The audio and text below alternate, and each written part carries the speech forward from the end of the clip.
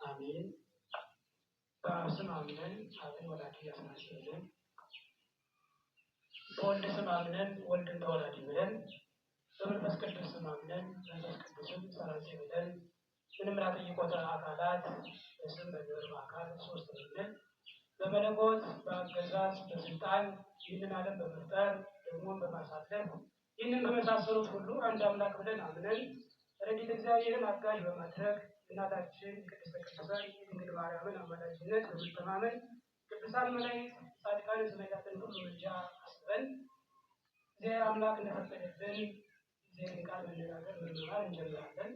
በቅድሚያ ዘወትር በመንፈስ የሚያገለግሉን ወራይ አባቶቻችን የታወረ ኢየሱስ አካሉ ይህን ገዳም መስራችና አዘጋጅ ይነታ ገብረ ስላሴ ፈንታ በገዳሙ ለረጅም ጊዜ ቅዳሴ መምህር መምህራችን አባታችን የሚታገሪማ ቅኔ መጻሕፍት ሐዲሳት ቅኔና የሐዲስ መምህር ሁላችሁም ካህናት ዘወትር በሰዓታቱ በፍትሐቱ በክርስትናው የምትደክሙ ሳትሰለቹ ዘወትር እያገለገላችሁ ያላችሁ ካህናት አባቶች፣ መነኮሳት ወመነኮሳያት፣ ምዕመናን ሁላችሁም ከቅርብም የመጣችሁ ሕፃናትም ጭምር በዚህ ስም እንደምን አደራችሁ? አሜን። በቸርነቱ የሰበሰበን የሰራን የአባቶቻችን አምላክ በእግዚአብሔር ስሙ የተመሰገነ ይሁን። ዘይተወልድ ዳግመ እማይ ወእመንፈስ ቅዱስ ይቅርተውታ ውስተ መንግሥተ እግዚአብሔር። ዳግመኛ ከውሃና ከመንፈስ ቅዱስ ያልተወለደ የእግዚአብሔርን መንግስት ሊያገኝ አይችልም፣ ወደ እግዚአብሔር መንግስት ሊገባ አይችልም። የዮሐንስ ወንጌል ምዕራፍ 3 ቁጥር 5። እግዚአብሔር አምላክ እንደፈቀደ በዚህ ቃል ተነስተን እንነጋገራለን። ዳግመኛ ከውሃና ከመንፈስ ቅዱስ ያልተወለደ የእግዚአብሔርን መንግስት ሊያገኝ አይችልም፣ ወደ እግዚአብሔር መንግስት ሊገባ አይችልም። ይህንን ቃል ጌታችን መድኃኒታችን ኢየሱስ ክርስቶስ ለኒቆዲሞስ የተናገረው ነው። በአጠቃላይ የዮሐንስ ወንጌል ከሌሎች ወንጌላት በተለየ አመልቶ አስሶ ረቂቁን የመለኮትን እግዚአብሔር የኢየሱስ ክርስቶስን መለኮቱን ረቂቅ የሆነውን የእግዚአብሔር ምስጢር የጻፈበት ነው። ከመጽሐፍ ፎቶ ራስ የሚባለው ዮሐንስ ወንጌል ነው እና ምዕመናንም በአቅማቸው ነው የሚረዱት፣ የሚያስተምሩትም የሚማሩትም በአቅም ነው እንደገለጸልን መጠን እና እግዚአብሔር አምላክ ምስጢሩን ይሰጥልን። ጸጥ ብለን ለመስማት እንሞክር። ዛሬ ኒቆዲሞስ ይባላል ሳምንቱ። ከዚህ በኋላ የሰባተኛው ሳምንት ኒቆዲሞስ ነው የሚባለው። ለኒቆዲሞስ ለአንድ ሰው ስያሜ መስጠት ለምንድን ነው ያስፈለገው? በቤተ ክርስቲያን ልዩ ምስጢር ስላለው ነው። ምናልባት ይሄ ግልጽ እንዲሆንልን የስምንተኛውን በአጠቃላይ የትንሣኤን ሳምንታት ላስታውሳችሁ። 8 ሳምንታት አሉ እስከ ሆሳዕና ድረስ አይደል? ሆሳዕና አሁን ቀጥሎ ያለው ሳምንት እሑድ ሆሳዕና ነው። 8ኛው ሳምንት ነው። 8 መሆኑ በ8ኛው ሺህ ክርስቶስ ምዕመናንን ቤተክርስቲያንን ተዋህዷት እንደሚኖር ምንድነው በልዋን ተጽዮን ነው ይመጽእ ንጉሥኪ ጻድቅ ወየዋህ እንዲያል ለጥቂት ወንበዋና እነሆ የጽዮን ልጅ አላት ደብረ ጽዮን። በደብረ ጽዮን የሚነግሱ የሚዋሃዱ ከክርስቶስ ጋር ውህደት የሚያደርጉ ምስሐ ደብረ ጽዮን ክርስቶስ ከመምጣቱ በፊት ትንሣኤ ዘጉባኤ ከመደረጉ በፊት ቤተክርስቲያን በቅድስና የኖሩ በንጽህና የኖሩ ዝክሩን አስበው ቅዱሳንን ተማጽነው የኖሩ ክርስቲያኖች ከክርስቶስ ጋር ይዋሃዳሉ። የሆሳዕና ምስጢር ያ ነው። በአህያና በውርንጭላዋ ላይ በአንድ ጊዜ ወጣባቸው ይላል ክርስቶስ።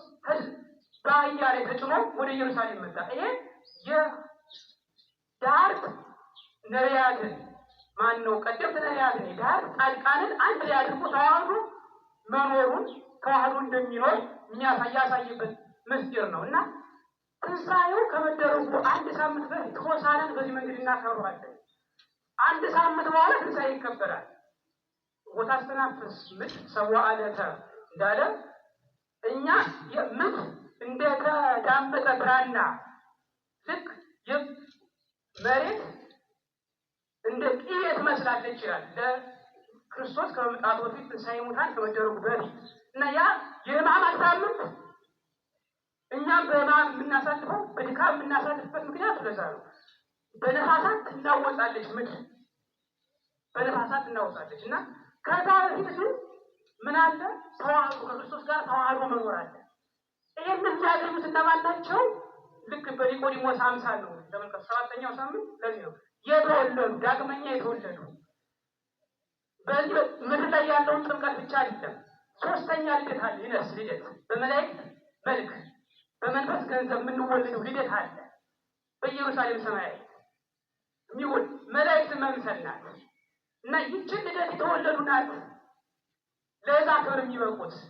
ለምሳሌ በረድ ሲሆን ለትንሣኤ ዘጉባኤ የሚበቁት ይህንን ልደት የተወለዱ ናቸው ነው። እና ከዚህ የተነሳ ነው በአጠቃላይ ከ5ኛው ሳምንት ጀምሮ ደብረ ዘይት፣ ገብርኄር፣ ኒቆዲሞስ እያለ የምናስባቸው 4 ሳምንታት በሙሉ ምጽአት በምጽአት የሚሰሩ ስራዎችን ነው አባቶቻችን አመስጥረው ያስቀመጡልን። እና ለዚህ ነው እንደው ሰው ከዚህ በኋላ ከተወለደ ሶስተኛው ልደት ለነፍስ በመንፈስ ገንዘብ ከተወለደ በኋላ ኃይሉ ከመላእክት እንደ መላእክት መኖርን ገንዘብ ካደረገ በኋላ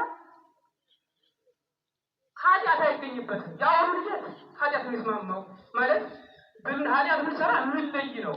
ጸጋው ይለያል። ኃጢአት ብንሰራ ይለያል። በኋላ የምንወለደው ልደት ግን መመለስ የሌለው ነው። እንደ መላእክት አንድ ጊዜ ከተወለዱት በኋላ የሚቀጥል ማለት ነው። እና ይህንን ምስጢር ያስተማረበት ነው የዛሬው ቀንና ሳምንቱ የሚታሰብ ኒቆዲሞስ ይህንን ምስጢር ነው ያስተማረው። ወአሎ አሐዱ ብእሲ ፈሪሳውያን እስሙ ኒቆዲሞስ መልአኮሙ ለአይሁድ ብሎ ይጀምራል ከምዕራፍ 3 ቁጥር 1። ከፈሪሳውያን ወገን ኒቆዲሞስ የሚባል አንድ ሰው ነበር። ከፈሪሳውያን ወገን እንግዲህ ኒቆዲሞስ ቅድም እንዳልኳችሁ ቅዱሳንን ሁሉ የሚወክል ሰው ነው። ባለጸጋ ነው፣ ሹም ነው። የአይሁድ የፈሪሳውያን መምህር ነው። እንደገና ደግሞ ሹምም ነው። በአጠቃላይ አንድ ሰው በዚህ ዓለም ሲሆን ትልቅ የሚያሰኘውን ወይም የሚደክምበት የሚወጣበትን ትልቁን ክብር ያገኘ ሰው ነው። በቃ ሶስቱ ነው። ክቡርም ነው፣ ሹም ነው ማለት ነው፣ ባለጸጋም ነው፣ እንደገና ደግሞ ምሁር አዋቂ ነው ባለ ኒቆዲሞስ። እና እንዲህ ሆኖ ግን ትምህርት ይበቃኛል ሳይል ከክርስቶስ እግር ውስጥ ማታ ማታ ለዛው ይማር መጣ።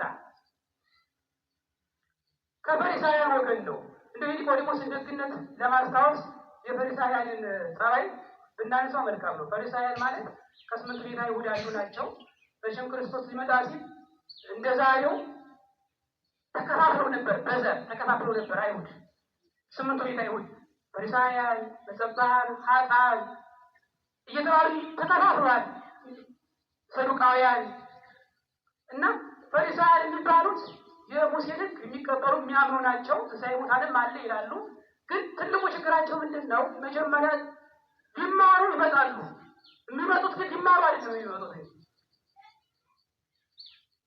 ከኛ በላይ እንዲያውቅ ያለ አይመስላቸውም መጀመሪያው። እና የሚመጡት ነገር ለመነቃቀም ነው። እስኪ ዛሬ ምን ሊል ነው? ለማጣላት ማለት ነው። ክርስቶስ መጥቶ ሲያስተምር ምን ይላል ብለው ነገር ለመውሰድ ማለት ነው።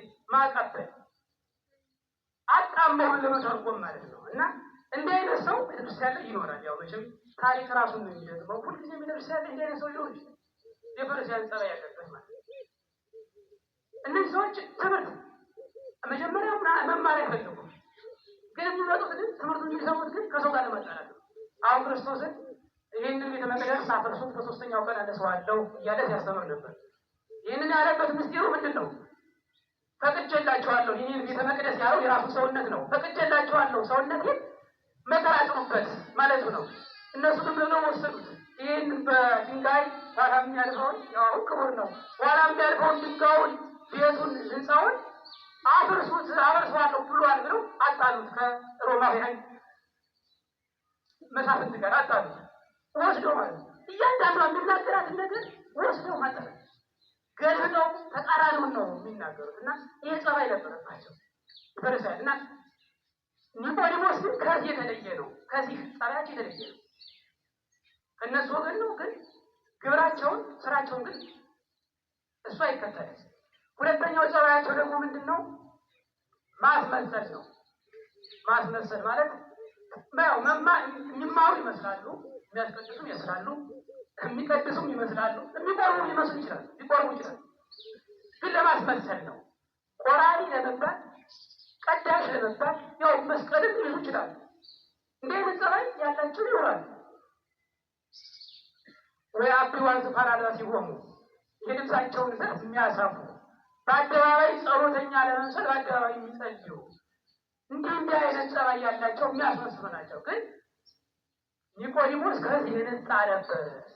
ለዚህም ነው ክርስቶስ ረቂቅ የሆነውን ምስጢር ሊገልጽለት የገለጸለት ከዚህ የተነሳ ነው። እና ያው አባቶቻችን በእርግጥ ኒቆዲሞስም ቢሆን ማታ መምጣቱ ገና በኦሪት ስለነበረ ይህን ያህል ተምሯል አልተማረም እንዳይባል ከንቱ ውዳሴ ይስጡ ነው ብለዋል። የሆነ ሆኖ ግን ከእነሱ አንጻር ስናየው በእውነት ኒቆዲሞስ ደግ ሰው ነው። ትምህርት አያስብ በቃ በቀኝ ሳይል በትህትና ነው መጥቶ ጌታ ፊት የተማረው እና መጥቶ ምን አለ? ወይ ረቢ ነአምር ከመምሃ እግዚአብሔር መጻኢካ ከመ ትኩን መምህረ እስመ አልቦ ይግበር ዘንተ ተአምረ ዘአንተ ትገብር ዘእንበለ እግዚአብሔር ምስሌሁ። እግዚአብሔር አካል ከአካል ባህሪ ዘንባሪ ከተወለደ ከእግዚአብሔር በቀር ይህንን ስራ ይህንን ታምራት ሊያደርግ የሚቻለው የለም። ከእግዚአብሔር በልከህ ልታስተምር እንደመጣህ እናውቃለን አለው። መምህር ብሎ በትህትና ዝቅ ብሎ ይማር መጥቶ ነበርና እግዚአብሔርም ምስጢር ገለጸለት። በትህትና ይመጣል። ሁልጊዜም እግዚአብሔር የተሻለው ይነግረዋል፣ የተሻለ ነገር ያገኛል። ቀድሞ መጣ ነው ወጡ መጣ አለት ኢየሱስ ቀድሞ ሊይዘን የሚለው መጀመሪያው ወጡ መጣ አለት ኢየሱስ ቀድሞ ሊይዘን በማስቀደም ለይት ይመጣ ነበር የሚለውን አሮች ተረጉሙ። በመዓልት ከሚመጡት አስቀድሞ በመዓልት ከሚመጡት አስቀድሞ ማለት ለትምህርት ቸኳይ ነው፣ ይቸኩላል ቃሉን ለመስማት። ለእንደዚህ አይነት ሰው እግዚአብሔር ምስጢር ይገልጽለታል፣ ጸሎቱን ይሰማዋል፣ በአጠቃላይ ህይወቱን ይባርክለታል። በመዓልት ከሚመጡት አስቀድሞ ማለት ደግሞ ምስጢሩ ያው መዓልት የተባለው በትንሣኤ የምንዋሃዳ ከክርስቶስ ጋር ያለች ውህደት ናት። መዓልት ከእነሱ አስቀድሞ ማለት በምሳሌ ረሱ ከሚመጡት አስቀድሞ ለእነሱ መንገድ ጠራጊ ሆኖ ማለት ነው እና በሌሊት ይመጣ ነበር ማለት በአጠቃላይ ሰው ሌሊት ለትግሃ ሌሊት አስፈላጊ እንደሆነ የሚያሳይ ነው። የኒቆዲሞስ ታሪክ ሰው ሌሊት ሊጸልይ ይገባል። አሁን ተመልከቱ፣ በቤተክርስቲያን አሁን ነገር ጽንሰት ነው፣ የዓመት በዓል ነው። ጽንሰቱ ሌሊት የተከናወነ ሌሊት ሁሉም ክርስቶስ ሚስጥራተ ቤተክርስቲያንን የፈጸመው ሌሊት ነው። ዓለምም የተፈጠረው ሌሊት ነው። ማታ ከሰዓት ጀምሮ ሌሊቱን ነው ዓለም የፈጠረው። ሊያሳልፍን የሚመጣ ሌሊት ነው። መንፈቀ ሌሊት ነው እመጣለሁ ያለ ሲወለድ ሲጠመቅም ሌሊት ነው 10 ሰዓት። ሌላው ቀርቶ ክርስቶስ ሲሰቀል እንኳን እኮ ምንድን ነው በሱ ከ6 ሰዓት ከ9 ሰዓት ጨለማ አድርጎ ነው ቤተክርስቲያንን የተዋሃዳት። ጨለማ ሆነ ይላል ከ6 ሰዓት ከ9 ሰዓት ሲሰቀል ያን ጊዜ ስራ እየሰራ ነው ክርስቶስ። በዕለተ ዓርብ ክርስቶስ ስጋው በጦር እየተወጋ እየደከመ ግን በሰማይ በዓለመ ብርሃናት በፀሐይ በጨረቃ በከዋክብት ዓለም አለ። ያው አባቶቻችን እንዳሉ ካለ ፍጥረት የሚባሉ አሉ። ከዚህ ከመሬት በላይ ከመሬትም በታች ፍጥረታት አሉ። መሬት ብቻ አይደለችም ፍጥረት፣ እኛ ብቻ አይደለም፣ ብዙ ፍጥረታት አሉ። በብርሃናት የሚኖሩ ፍጥረታት አሉ። እዛ ላይ ስራ ይሰራል። ተመልከቱ፣ እዛ ስራ እየሰራ እዚህ ምድር ላይ ሲያዩት ግን በስጋው መከራ እየተቀበለ ነው። መታገስ አቃታቸው ይላል። ትናንትና ሲነበብ ሰምታችሁ ከሆነ መታገስ አቃታቸው። ማነው ሃይማኖታዊ ሲነበብ የሰማይ ሹማምንት ይላል። በፀሐይ በጨረቃ በከዋክብት የተሾሙ ሹማምንት ጻድቃን መታገስ አቃታቸው። አምላካቸው በመከራ ሲቀበል ከእነሱ ጋር ደግሞ ሆኖ ከእነሱ ጋር ሆኖ ሁላው ፀሐይ ጨለመ ይላል። ፀሐይ ጨለመ ማለት ፍርድ ነው። ፍርድ እየሰጠ እኮ ነው። በላይ ፍርድ እየሰጠ ምድር ላይ ግን ስራ ማነው መከራ ይቀበላል። ስራ እየሰራ ነው ከ እና መታገስ አቅቷቸው መላእክት እንኳን ለምን ባሳለፏት ነበር።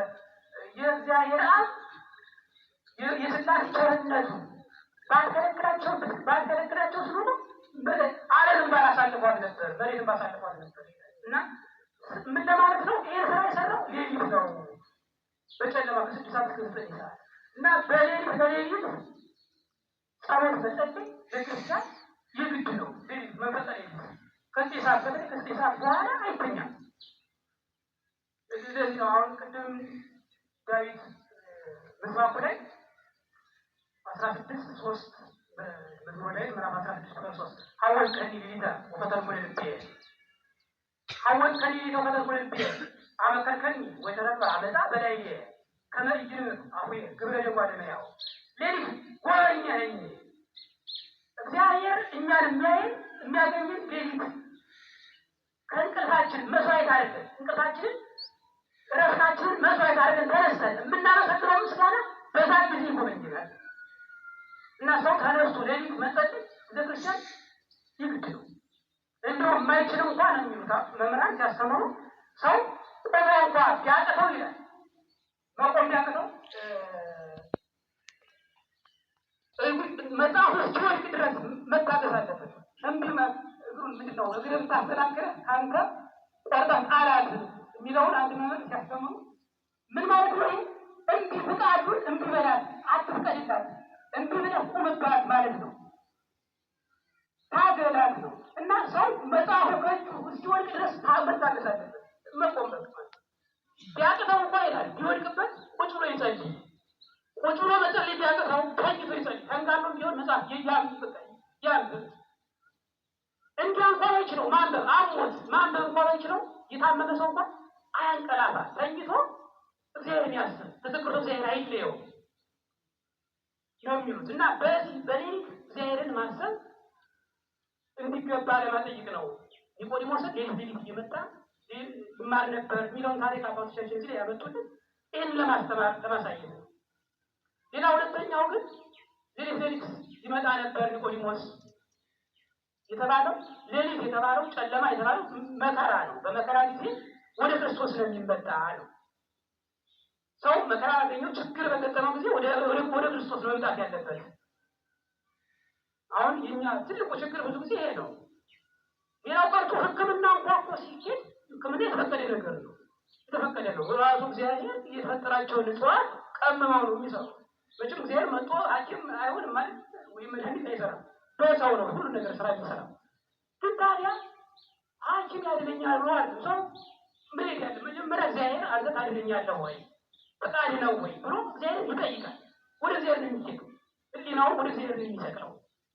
ከዛ በኋላ ነው የሚሄድ እንዳላማርር ፈተና እንዳይሆንብኝ እንዳልክድህ ይህንን ችግር ይህንን ማን አስወግድልኝ ብሎ መጀመሪያ እግዚአብሔር መጠየቅ አለበት። የእኛ ሰው ብዙ ጊዜ ያው መጀመሪያ እንደውም ወደ ጥንቆላውም ብዙ የሚሄድ ሰው አለ። በጣም ዝም ብሎ ገና ምንም በስም ብቻ የታወቀ ሰው ካለ ወደ ዛ ብሎ ይሄዳል እግዚአብሔርን ሳያማክር። ዙሮ በሕክምናውም በጥንቆላውም በምሮ ብሎ መጥቶ ቤተክርስቲያን ላይ ጸበል ብሎ ይመጣል። ያን ጊዜ እንዴት ይውጣ ጭንቅ። እኛ አሁን የሚከብድብን ከዚህ የተነሳ ነው። ብዙ ጊዜ አጀማመራችን ስለማናውቅበት እና ቅድሚያ ወደ እግዚአብሔር ይመጣ። መከራ ሲመጣ፣ ችግር ሲመጣ፣ ፈተና ሲመጣ እግዚአብሔርን መጠየቅ ነው። ሌሊት አስቀድሞ ይወጣ ነበር ማለት ይሄ ነው። ከዛ በኋላ ምን አለው? መምህር ልታስተምር ቅድም ያነሳነውን እናንሳው። ልታስተምር እንደመጣህ እናውቃለን፣ ከእግዚአብሔር ተልከህ እንደመጣህ እናውቃለን አለው። እግዚአብሔር ይህንን ትሕትናውን አይቶ ምን ምስጢር ገለጸለት? ምን አለው? አማን አማን እብለከ ዘይተወልደ ዳግመ ይርአ ለመንግሥተ እግዚአብሔር። ዳግመኛ ያልተወለደ እግዚአብሔርን መንግሥት አያያትም አለው። ዳግመኛ ያልተወለደ የቤተ ክርስቲያን አስተምሮ 3 ልደታት ሰው 3 ልደት ይወለዳል በነፍሱ። ስጋ 2 ጊዜ ነው። ከእናት ከአባቱ ይወለደ፣ በትንሣኤ ዘጉባኤ ይወለዳል። 2 ነው የስጋ። ይሄ ክርስቶስን የሚያስመስለን ነው። ቅድመ ዓለም ከአብ የተወለደውን ድኅረ ዓለም ከእመቤታችን የተወለደውን ልደት ያስመስላል። በነፍሱ ግን 3 ጊዜ ነው። ይሄ ደግሞ ከሥላሴ ሥላሴን መምሰሏን የሚያሳይ ነው። ነፍሱ መጀመሪያ ከስጋው ጋር ተዋህዳ ከእናት ከአባቱ አብራ ትወለዳለች ነፍስ። ይሄ የመጀመሪያው ልደት ነው። ሁለተኛ ደግሞ በጥምቀት ከሥላሴ ይወለዳል። ሶስተኛ ቅድም እንዳልኳችሁ በነፍሱ በመንፈስ ገንዘብ መላእክትን መስሎ ይወለዳል። ወደ እግዚአብሔር መጨረሻ ነው ተዋህዶ ከማድረጉ በፊት ትንሣኤ ሙታን ወይም ትንሣኤ ዘጉባኤ ከመደረጉ በፊት ያ መንፈሳዊ ልደት ይሰጠዋል። ሶስተኛ እና እነዚህ ሶስቱ ልደታት ለአንድ ክርስቲያን የግዴታ ናቸው። አሁን የመጀመሪያው ልደት መቼም ግልጽ ነው፣ ከእናት ከአባት መወለድ። ነፍስ አብራ ከስጋ ጋር ተዋህዳ ትወለዳለች። ይሄ ተመልከቱ ምንድን ነው? ጠጅን ማነው ብርሌን ለጠጅ ብርሌን ለጠጅ ገላን ለልብስ እንዲያጸሩት ለክርስቶስ የሚገባ ለክርስቶስ ጸጋ የሚገባ ሰውነት ያስፈልጋል። ስለዚህ ከእናትና አባት መጸነስ መወለድ በራሱ በንጽህና ሊሆን ይገባል ነው። ሰው ሲጠመድ የሚያገኘው ጸጋ የሚሰጠው ጸጋ እንደ ንጽህናው እንደ አእምሮ ስፋት ማነው እንደ ልቦናው ጽናት እንደ አእምሮ ስፋት ነው። በጥምቀት የሚያገኘውም ቢሆን ሁሉም ጸጋውን ያገኛል። እርግጥ ነው አይነሳውም። ጥምቀት ለሁሉም ጸጋ ትሰጣለች። በጥምቀት ግን ታዲያ ምንድን ነው ለጥምቀቱ የሚገባ ሰውነት ግን ያስፈልጋል። ስጋ የነጻ መሆን አለበት። ለዚህ ነው ህፃናትን በህፃንነታቸው የሚጠመቀው። ለዚህ ነው በ40 ቀን በ80 ቀን የሚጠመቀው እኮ ንጽህናቸው ሳይጎድል መጠመቅ ስላለበት ነው። አሁን በባለፈው እየሰማን ነበር እንታም ሲናገሩ አንዳንድ ቦታ ላይ አብይ ጾም ላይ ከ40 ቀን የሚያሳልፏቸው ሰዎች አሉ ህፃናትን ለማጥመቅ። እንዲህ አለ 40 ቀን አልፏቸው ከትንሣኤ በኋላ አንድ ላይ ተጾም ማጥመቅ። እንዲህ አይነት ስርዓት የለም በቤተክርስቲያን። ይህም በማውቀው መጽሐፍ ነው የሚሉት 40 ቀን 80 ቀን ማለት የለበትም። ንጽህናቸው አሁን ይሄ ህፃን ቢሞት ሳይጠበቅ በመሀል ተጠያቂ ማለት እናትና አባት ብዙ ጊዜ ያውቀዋል። ይመረምራል፣ እርሱ ይፈርዳል። ግን ስታያት እንደ ሰው ሳይኛ እናትና አባት ተጠያቂ ነው የሚሆኑት። ካህናትም ይጠይቃሉ ይህንን የሚያደርጉ እና ካህናት እንኳን አጠምቅም ቢሉ 2 ቀን 3 ቀን ተጉዞ ሊያጠምቁት ይገባል። ቀኑን ማሳለፍ ይገባል። 40 ቀን 80 ቀን ንጽህናውን መጠበቅ ስላለበት። ሌላው ቀርቶ አሁን በተቀደሰ ጋብቻ በተቀደሰ ትዳር መወለድ ያለበት እኮ ከጸጋው የመንፈስ ቅዱስ ጸጋ ሁለተኛው ልደት እንዲሰጠው ከተፈለገ ጸጋው ይሰጠዋል። ለሕፃኑ አይጎልበትም። እውነቱን ለምናገር አይጎልበትም። ስጋው ግን ይፈተናል። ምክንያቱም ስጋ ገና አልዳንም። ትንሣኤ ዘጉባኤ ይጠብቃል። አሁን ድካም ላይ ነው ያለ። ቅድም እንዳልኳችሁ ክርስቶስ እንኳን በስጋው መከራ እየተቀበለ ከላይ ግን ስራ እየሰራ ነበር እና አሁንም ክርስቲያንም ስጋችን ደካማ ነው። ያን ድካም እንዲመጣ ብዙ ጊዜ ከእናንተ አባት ችግር ይህ ስርዓቱን ያለመጠበቅ ጋብቻውን በስርዓት ያለማድረግ ይህን ያመጣዋል። ስጋችን በዚህ ዓለም እስካለ ድረስ ከዚህ ዓለም ክፉ መናፍስት ጋር አብሮ ይኖራል። ያንን በንጽህና ነው ልናርቀው እንችል። ንጽህናችን ካልጠበቅ አሁን ሰዎች ይቀርባል። ፈተና መከራ የሚያጸኑብን ከዚህ የተነሳ ነው። ስጋችንን እየቀረበ እንጂ ነፍሳችን እኮ እግዚአብሔር ያውቃታል። መቼም ብዙ ጊዜ አሁን ነፍሳችን መልካም በጎ እያሰበች ግን ስጋችን ደግሞ ይላል ያስባል እና ይሄ የሚሆነው ገና ስላልተወለድን ነው። ስጋ ሁለት እንኳን የስጋን የነፍስንም ገና ሶስተኛው ልደት አልተወለድንም። ሁለተኛውን ጦር ገና አልፈጸምነውም ስራ ላይ ነው እና የመጀመሪያው ልደት ሲሆን በንጽህና ስርዓት ባለው ጋብቻ ስርዓት ባለው ትዳር የተወለደ የሚጸነስ ሊሆን ይገባል። አሁን ወላጆችም ህፃናትም ቢሆን ንጽህና መጠበቅ ይገባል። ጥምቀቱ ጸጋው እኛ ላይ ሙሉ ሆኖ ስራ የሚሰራ ስራ ለመስራት የሚያስችለን ይሄ ሲጠበቅ ነው። ሁለተኛው ልደት እንዳልኳችሁ ቅድም በጥምቀት በማይገቡ የምንጠመቀው ነው። በቤተክርስቲያን ቅድም እንዳልኳችሁ 40 ቀን ወንዶች 80 ቀን ሴቶች መጽሐፈ ክርስትና የሚባል አለ። ያ ሲደገም በልታር ከክርስቶስ ጎን የወረደው በለቅርጽ ደምና ትኩስ ውሃ ወጥቷል። ያ ውሃ የራሱ አካል ነው፣ ማየገቡ ይባላል።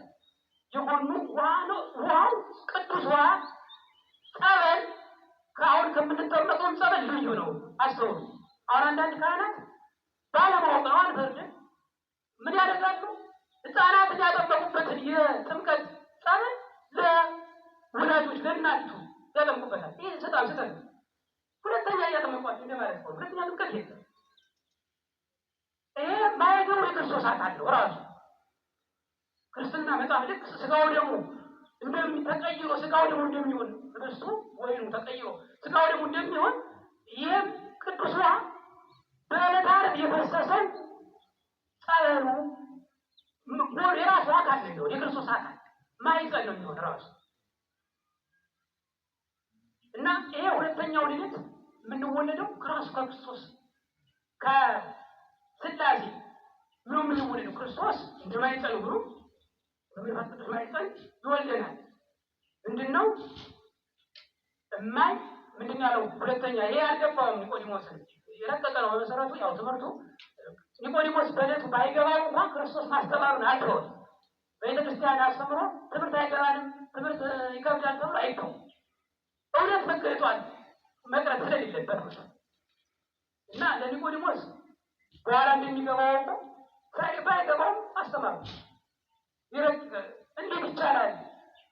እፎይ ክርስቶስ ዳግመ ተወልዶ እንድረለቀ ይክሉኑ በውያ ወገቢያ ውስተ ከርሰሙ ወይ ተወልደ ዳግመ ሰው እንዴት ዳግመኛ ከእናትና ከአባቱ ከእናቱ ማይጸን ከአባቱ አብራክ እንዴት ገብቶ ዳግመኛ ሊወልድ ይችላል ብሎ ጠየቀ ኒቆዲሞስ።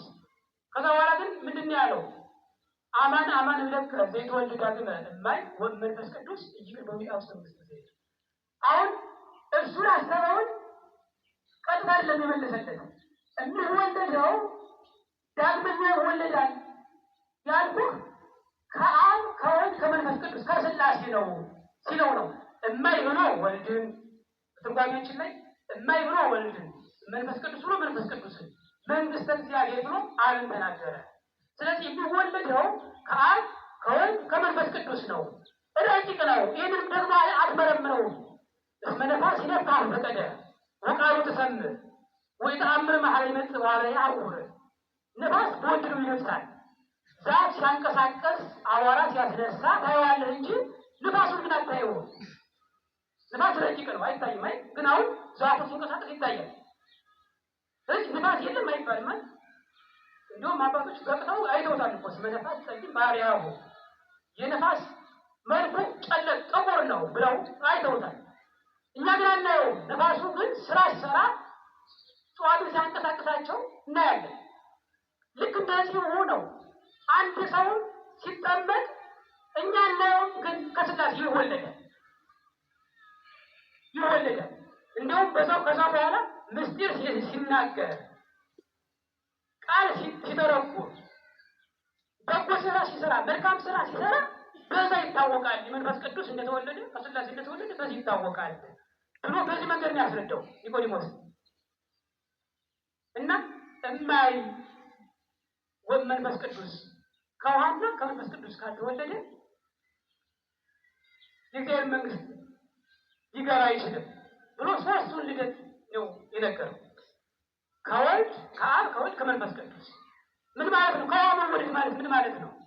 እንግዲህ ቅድም እንዳልኳቸው ከውሃ መወለድ ማለት ከውሃ ወልድን መምሰል ናት። ማየገውን በማየገው እንጠመቃለን። በክርስቶስ በዕለተ ዓርብ በፈሰሰው ውሃ ቅዱስ ውሃ እንጠመቃለን። ከዛ በኋላ ክርስቶስ መስለን እንኖራለን። ተመልከቱ፣ እማይ የሚለውን ለወልድ የሰጡት እንደዚህ ነው። ክርስቶስ መስለን ትናንትና ያስተማሩት መምህር ማለት ነው። ንትኖር ለዝንቱ መላክነ ውእቱ ኢየሱስ ክርስቶስ ያሉት ማለት ነው።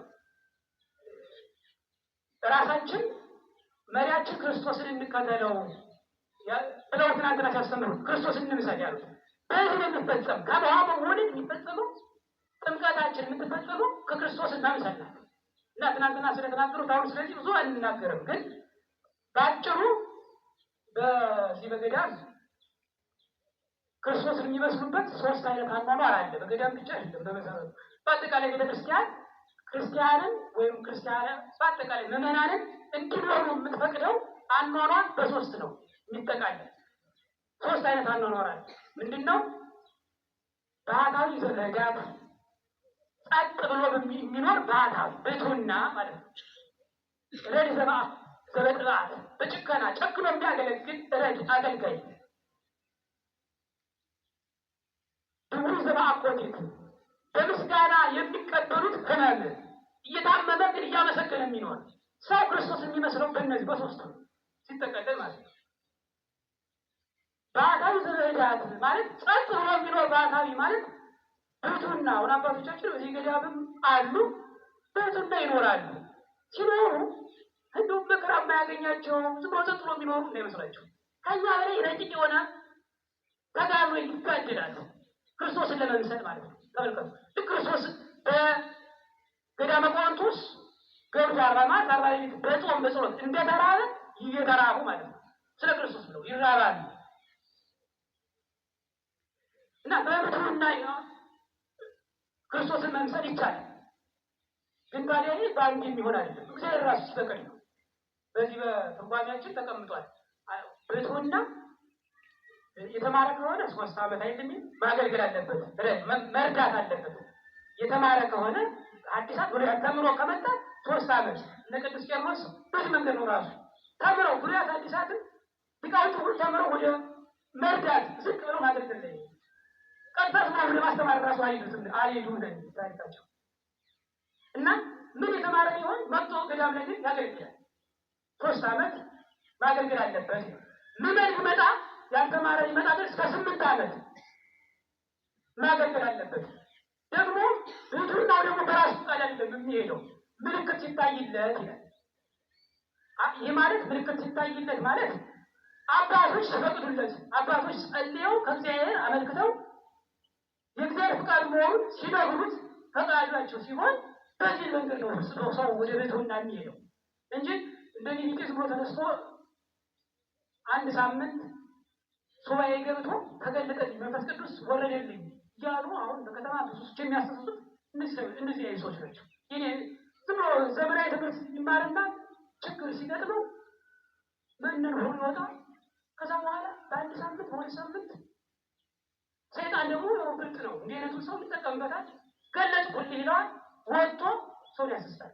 አሁን ከተማ ላይ የሚረብሹት እንዲህ ሰዎች ናቸው። ሳይፈቀድላቸው የሚመንኑ ሳይፈቀድላቸው ወደዚህ ወደ ቤቱ እንዳገኘው እንደገና የባሰ ነው ችግር ውስጥ የሚያስገባ። ምክንያቱም ተጋድሎ ረቂቅ ነዋ። እና በዚህ መንገድ ክርስቶስን እንመስላለን። አባቶች ግን ክርስቶስን የሚመስሉት የጥምቀታቸውን የሚያጸኑት በዚህ መንገድ በመኖር ነው። ሁለተኛው እነዚህ ጨርሼ ተናግሬ ጨርሳለሁ። ረድ ዘበጥባት ማለት ጨክኖ የሚያገለግል መታዘዝ፣ ፈቃደ ርዕስን መንገድ ፈቃድን መቁረጥ፣ የራስን ፈቃድ መቁረጥ። ይቺን አሁን ብዙዎች እንግዲህ የምናያቸውን ማለት ነው። አሁን እኛ ብዙ ጊዜ በዚህ የሚያስቸግሩት